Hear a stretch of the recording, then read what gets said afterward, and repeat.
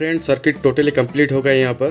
पहले जो एलईडी मैंने यहाँ पर सोल्डिंग किया था वो पावर के चलते ठीक से काम नहीं कर रहा था, ये वाला जो एलईडी, तो इससे रिप्लेस किया है। ये जो एलईडी है ये भी ब्लू है लेकिन ये ट्रांसपेरेंट है। दोस्तों देखिए यहाँ पर ब्लिंकिंग हो रहा है। जो एलईडी है ये टोटली अंधेरा में काम करेगा, ये पूरा डार्क रहेगा आपका रूम, तभी ये काम करेगा। थोड़ा सा भी लाइट अगर हो जाएगा तो ये काम नहीं करेगा सर्किट।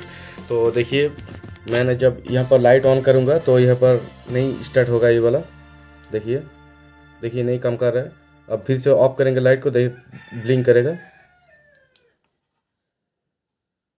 देखिए दोस्तों अगर वीडियो अच्छा लगे तो चैनल को प्लीज़ सब्सक्राइब और लाइक शेयर जरूर कीजिएगा। फिर मिलते हैं एक नया ट्यूटोरियल के साथ।